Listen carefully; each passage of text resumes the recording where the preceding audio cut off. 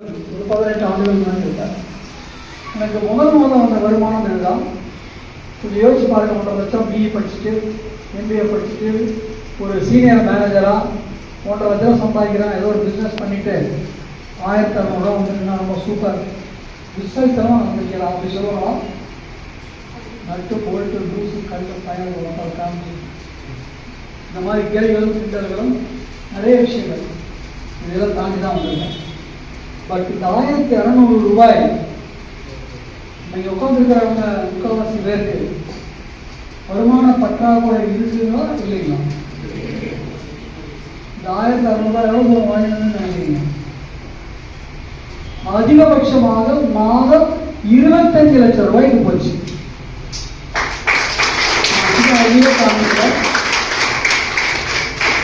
மேல பார்த்தீங்கன்னா தெரியும், ரைட் ஹேண்ட் சைட் கார்னர்ல அரசாங்க முத்திரை இருக்கும். இது ஒரு டிடிஎஸ் ஸ்டேட்மெண்ட். என்னுடைய பேர் இருக்கு, என்னோட பேன் நம்பர் இருக்கு.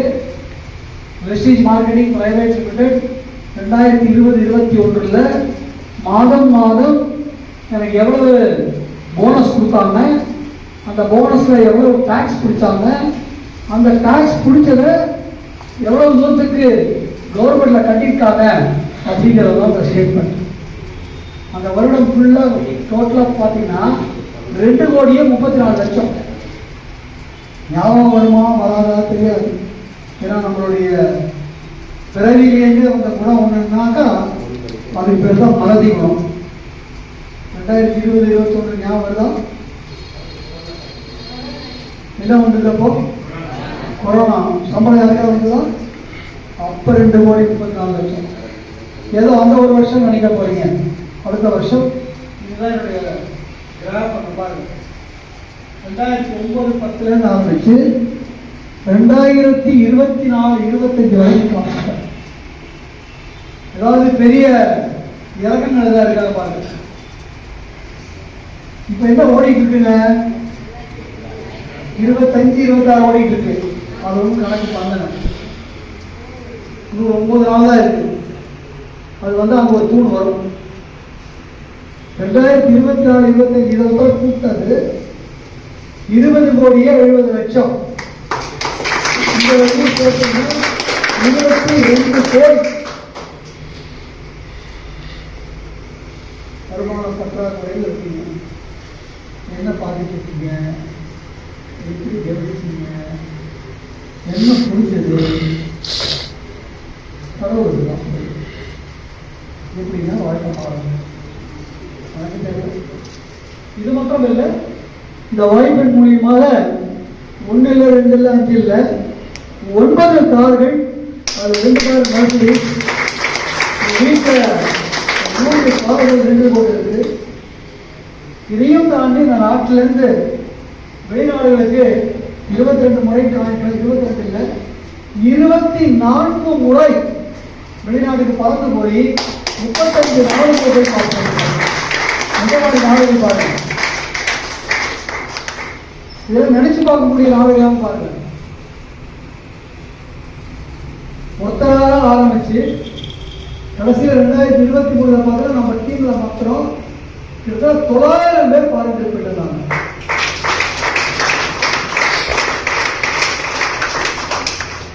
இப்போ மார்ச் மாசம் தாய்லாந்து ட்ரிப் வேற போயிட்டு இருந்தாங்க. 670 பேர் இந்தியாவில். ஜூலை மாதம் ஸ்பெஷல் இன்விடேஷன்ல இந்த நிறுவனத்தினுடைய 22வது ஆனிவர்சரி கொண்டாடுவதற்கு புக்கட் போய் சேர்ப்போம்.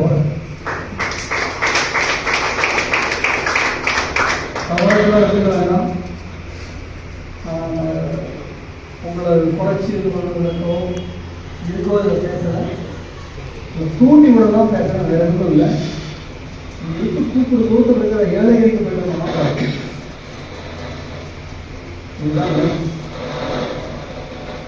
இதை தாண்டி சென்னை வளர்ந்து வரக்கூடிய சென்னையில் வளர்ந்துட்டு இருக்கக்கூடிய சென்னை ஐடி பகுதியில் ஒரு 4 கோடி பெருமானமான ஒரு வீடு, இந்த biggest villa community of Chennai, 40 ஏக்கர்ல 650 வில்லா பிரீமியம் லொகாலிட்டி, 4வது வீடு.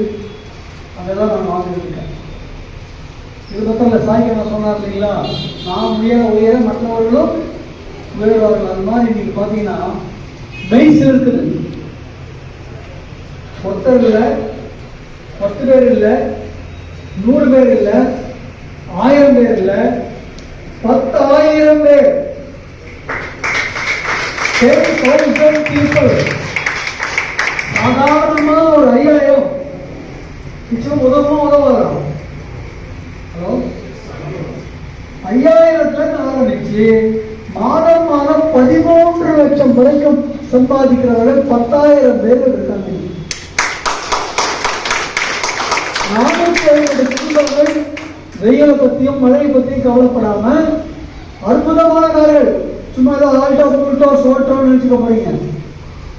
மினிமமா 9 லட்சம் 10 லட்சத்துல ஆரம்பிச்சு அதிகபட்சமாக 20 லட்சம் வரைக்கும் சொகுசு கார்ல 450 குடும்பங்கள் கிடைக்கிறது.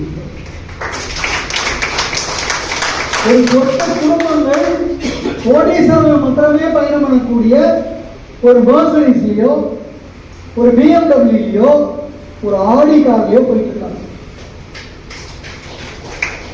இதன் விளைவாக உலக தமிழ் பல்கலைக்கழகம் கௌரவ டாக்டர் பட்டம் கொடுத்து கௌரவிச்சாங்க. 2016 நம்ம தமிழ்நாட்டுடைய கவர்னராக இருந்த டாக்டர் ரோசையா அவர்கள் கவர்னராக இருக்கும் போது அவருடைய திருக்கரத்துல Bharat Ratna doctor APJ Abdul Kalam excellence award அப்படிங்கிற அமிர்தசரஸ் அறக்கட்டளை மூலமாக கவிஞர் வைரமுத்து கையில் ஒரு அவார்டு. இதை தாண்டி நிறைய நேர்காணல்கள் நெட் டிவி பாரியூ, பிகை நியூஸ் சேனல், நம்மளுடைய கலைஞர் டிவி சேனல், புதிய தலைமுறை புதுயுகம் சேனல்ல சிகரம் தொடுவோம் அப்படிங்கிற ஒரு தலைப்புல, இதை தாண்டி IBC தமிழ் அப்படிங்கிற சேனல்ல ஒரு இன்டர்வியூ, இதையும் தாண்டி நுகர்வு வருகிறாங்க. புரியுதா? இதுதான் நான் நம்மளே பார்க்கலாமா இருக்கா?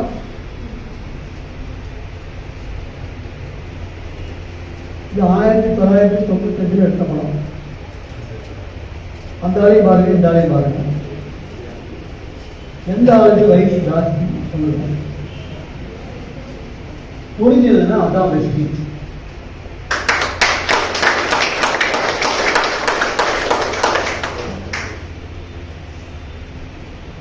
ஏன்னா நான் சொன்ன இந்த வாய்ப்பு வரும்போது நான் ஒரு தேடுதல் இருந்தேன். என்னுடைய நண்பர் வந்தாரு, அவர் நான் தட்டி கழிச்சார். 3 முறை தட்டு கழிச்சார். எதையோ தேவையில்லாத கொஞ்சம் பேசிட்டு இருக்கான் அப்படின்னு. 3வது முறை வலுக்கட்டாயமா வந்து எனக்கு இந்த வாய்ப்பை காமிச்சார். காமிக்கும் போது நான் பார்த்தது, அவர் முதல் மாதம் அவருடைய வருமானம் 55,000 ஆரம்பிச்சு 18வது மாதம் அப்பதான் எனக்கு காமிக்கிறார் 4 லட்சம் ரூபாய். நான் அவங்கள மாதிரி வேடிக்கை பார்த்துருந்தேன்னா இன்னைக்கு என் வாழ்க்கை என்ன இருக்குன்னு பாருங்க. நல்ல வேலை வேடிக்கை பார்க்கலாம். ஏன்னா BE படிச்சிருக்கேன், MBA படிச்சிருக்கேன்னு நான் சொன்னேன். இங்க உட்காந்துருக்கவங்க நிறைய பேர் ஏதாவது படிச்சிருப்பீங்க. கரெக்டா? நீங்க தமிழ் தானா எனக்கு ஒரு சந்தேகமா இருக்கு. ஏதோ ஒன்று படிச்சிருக்கீங்கல்ல, கொஞ்சம் எனக்காக ஒரு சின்ன ஒரு பதில் சொல்லுங்க. ஏன் அதை படிச்சீங்க? அதை படித்தா சம்பாதிக்கிறது எப்படி தெரியும் உங்களுக்கு? எவனோ முன்னாடி படித்தான் சம்பாதிக்கிறான், நம்மளும் படித்தா புரியுதா? இதுதானே. நான் BE படிச்சுட்டு 34 வருஷம் சர்வீஸ் போட்டு 1.5 லட்ச ரூபா சம்பாதிச்சுட்டு இருந்தேன். ஒரு மனுஷன் 18 மாசத்துல 55,000 ஆரம்பிச்சு 4 லட்சம். ஐயோ, வெறும் 18 மாசத்துலேயே 4 லட்சம் ஆயிடுச்சு. 34 வருஷம் 1.5 லட்சம். அந்த வருத்தம்லாம் இல்லை. இந்த 1.5 லட்சம் எப்ப 2 லட்சம் தெரியல. ஆனா அவனுடைய வருமானத்தை பார்த்தோம்னா இன்னொரு 5 மாதத்துல 100% 6 லட்சம் 7 லட்சம். இன்னொரு 5 மாசத்துல 10 லட்சம். ஆமாவா இல்லையா? அப்ப அதுதான் நான் BE படித்தேன். ஏன்னா அன்னைக்கு அது பேசிக் இல்லையே. எதுக்கெல்லாம் நம்ம படித்தோம்? நம்ம பெருசா அறிவை போட்டுருக்கலாம் அப்படிதான் வேலைக்கு போகிறவங்க இங்கே உட்காந்துருந்தீங்கன்னாக்கா, எனக்கு யாராவது ஒருத்தர் நீங்கள் படித்த படிப்புக்கு உண்டான வேலை பார்க்குறீங்கன்னாக்கா அவங்க நான் நோபல் பிரைஸ் கொடுத்துட்டு போயிடுறேன். அப்படிதான் நடக்குதா இல்லையாது? இதுதான் டோட்டல் அனுபவம். அப்போ தெரியாது நமக்கு, பிரிச்சு போடுற எல்லாத்தையும் தெரியும்.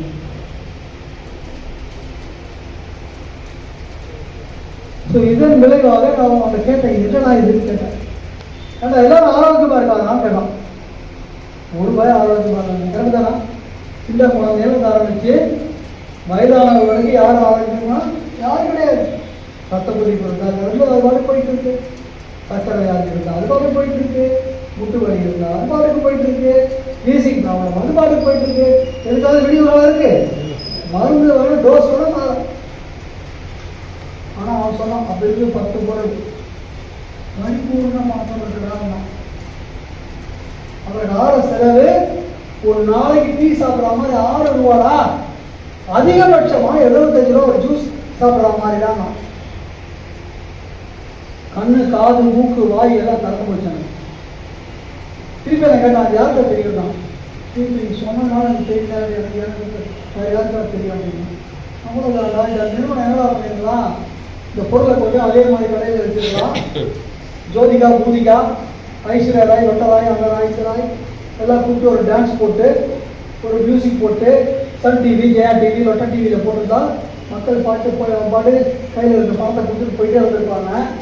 அதுக்கு பதிலாக நீங்களும் கஷ்டப்படுறீங்க, நீங்கள் ஆரோக்கியமாக இருங்க. நீங்கள் ஆரோக்கியமான விஷயத்த ஊர் பூரா இல்லை, உங்கள் நண்பர் உங்கள் உறவினர் உங்கள் தெரிந்தவர்கள் சொல்லுங்க. அதனால வந்து வருமானம் தான். நண்பருக்கோ உறவினருக்கோ தெரிந்தவருக்கோ நான் போய் பேசணும் இல்லைங்களா? எப்போ பேசலாம்? நான் வேலையில் இருக்கும்போது அவங்கள எங்கே இருப்பாங்க, அவங்க தான் இருப்பாங்க.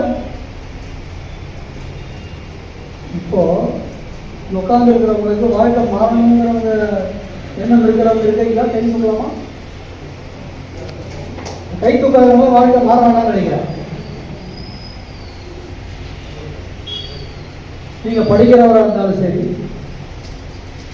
ஒரு ஹவுஸ் ஒய்ஃபா வீட்டு வேலை செய்யறவராக இருந்தாலும் சரி, ஒரு வியாபாரம் செய்யறவராக இருந்தாலும் சரி, ஒவ்வொரு நாளும் ஒவ்வொரு கடமை உங்களுக்கு இருக்கு, கரெக்டா?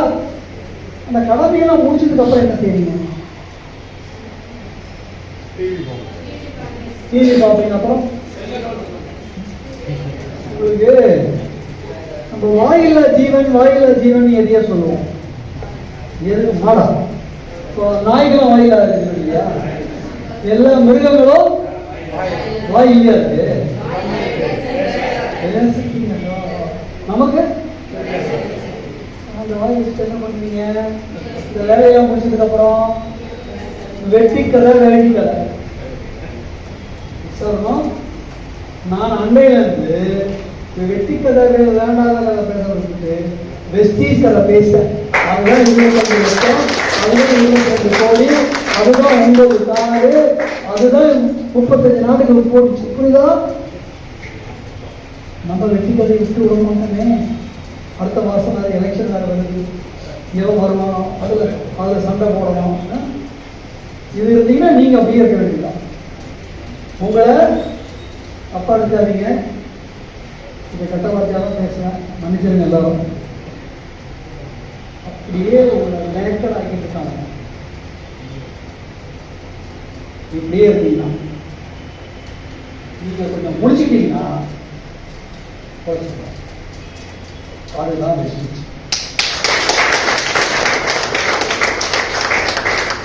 வெஸ்டி கதையை வேற கதைய வெஸ்டீஜ் கதையா மாற்றிக்கலாம், அவ்வளோதான். இதுக்கு ஏதாவது முன்பணம் வேண்டாங்களா? ஆனால் இந்த முடிவு எடுக்க முடிவு இருந்தால இதுக்கு ஏதாவது ஆக்ஸ்போர்ட் யூனிவர்சிட்டி போய் இருக்கணுமா, ஹார்வர்ட் யூனிவர்சிட்டி போய் ஏதாவது படிச்சுட்டு வரணுமா? ஒரு மண்ணும் கிடையாது. வெட்டி கதை வேறங்கிறதால எவனோ அவங்ககிட்ட போய் எதையோ பேசுறதுக்கு மேல வெஸ்டீஜை பற்றி பேச போறேன். கேட்டா பிடிச்சா ஓகேங்க போறான், பிடிக்கலாம் போட வெளியேங்க போறான். சரி பாரு வந்துடலாம் பார்த்தா ஐயோ அவ்வளோதான். இந்த தேங்க்யூ சொன்னதுக்கு தானே 22 மோடி. எல்லாரும் வெளியே போனா சொல்லி போனா அந்த நம்பிக்கை உங்களுக்கு இருந்தால் நீங்க ஜெயிச்சிட போறீங்க. 10,000 பேருக்கு சம்பாதிச்சிருக்காங்க. இதை தாண்டி மெய்சிருக்கக்கூடிய விஷயம், லட்சம் குடும்பங்கள் இன்னைக்கு ஆரோக்கியமா இருக்கு. பரிபூர்ண ஆரோக்கியம். 17 வருடங்களாக படுக்க இருந்தவங்க இன்னைக்கு ஆரோக்கியமா இருக்காங்க. எவ்வளவு கதவை தட்டம்னு ஆரோக்கியமா இன்னைக்கு இருக்காங்க.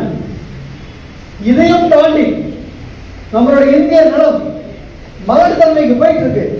அதெல்லாம் செழித்து மாறிட்டு இருக்கு. இவ்வளவு பண்ணி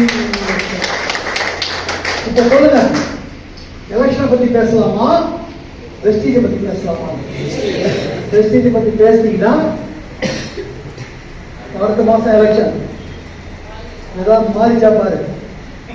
ஆனா 5 வருஷத்துல இந்தியா தலையெழுத்த மாட்டோம், மௌனமா மாட்டோம்.